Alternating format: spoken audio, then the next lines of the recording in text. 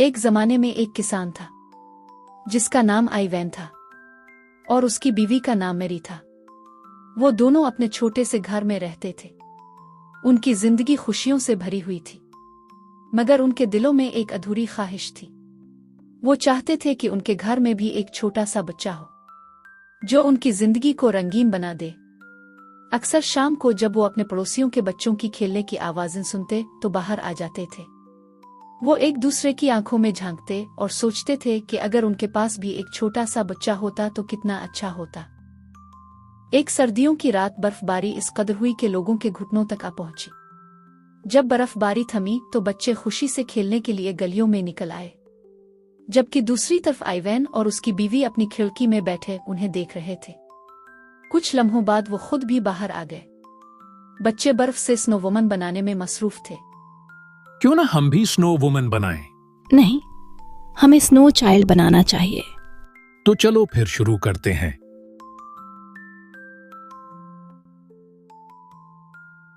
दोनों मियां बीवी अपने बाग की तरफ चल दिए। फिर दोनों ने पूरी दिलजमी के साथ बर्फ से काम शुरू किया।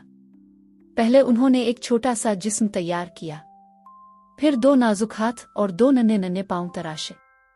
आखिर में उन्होंने एक गोल बर्फ का टुकड़ा ऊपर रखा जो कि उस नन्हे वजूद का सर बनना था।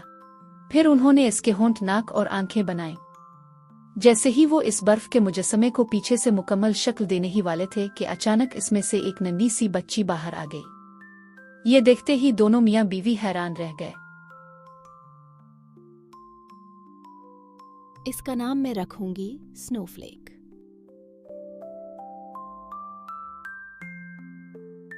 मियां बीवी अब बेहद खुश थे। वो अपनी प्यारी स्नोफ्लेक के लिए नए नए कपड़े तैयार करते थे और इसे दिलकश गीत सिखाया करते थे। स्नोफ्लेक निहायत ज़हीन थी। वो हर चीज़ फौरन सीख जाती थी। उन तमाम खूबियों के साथ साथ वो बहुत फरमाबरदार भी थी, जिसकी वजह से मियां बीवी का दिल हमेशा खुश रहता था।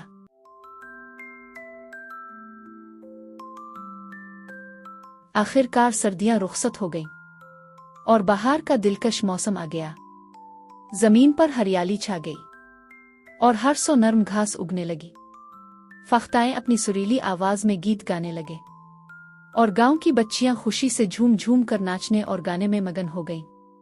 लेकिन स्नोफ्लेक सबसे अलग थलग रहती थी और खिड़की के पास बैठी उन्हें खामोशी से देखती रहती थी। उसकी माँ अक्सर उससे कहती थी कि वो भी बच्चियों के साथ जाकर खेले, लेकिन वो हमेशा नरमी से इनकार कर देती थी। किसी को मालूम न था कि वो ऐसा क्यों करती है।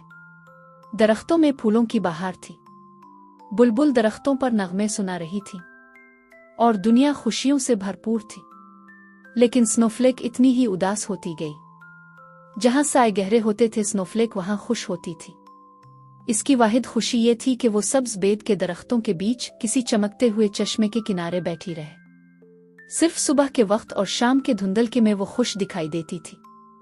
इसी तरह जब भी कोई बड़ा तूफान आता था और जमीन ओलों से सफेद हो जाती थी तो वो खुशी से चमक उठती थी और पहले की तरह खुश और खुर्रम हो जाती थी। लेकिन जैसे ही बादल छुपते और ओले सूरज की तपश में पिघल जाते थे तो स्नोफ्लेक आंसुओं में डूब जाती थी। बाहर गुजर गई और सेंट जून की शाम यानी मौसम गर्मा की शाम थी। ये साल का सबसे बड़ा त्योहार था, जब नौजवान लड़कियां जंगल में नाचने और खेलने के लिए जमा होती थीं। लड़कियां स्नोफ्लेक को लेने आईं, लेकिन स्नोफ्लेक उनके साथ जाने के लिए राजी न थी। बेटा घबराओ नहीं, जाओ और अपनी दोस्तों के साथ एंजॉय करो।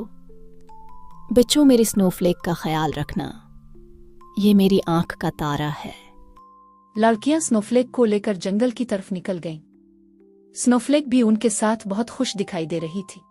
जब सूरज गुरूब हुआ तो लड़कियों ने खुश्क घास का अलाव रोशन किया।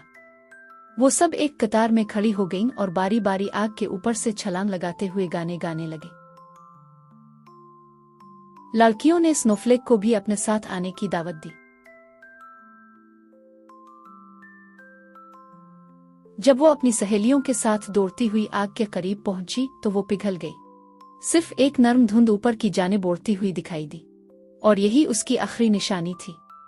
लड़कियां स्नोफ्लेक को पौधों और झाड़ियों में ढूंढती रह गईं, मगर उसका कोई सुराग ना मिला। जैसे वो हवा में घुलकर गायब हो गई हो। स्नोफ्लेक के माँ बाप भी उसे जंगलों में ढूंढते रहे। वो यही सोचते रहे कि शायद उसे कोई जंगली जानवर या परिंदा उठा ले गया हो, मगर किसी को क्या खबर थी कि उसके साथ दरअसल क्या हुआ था।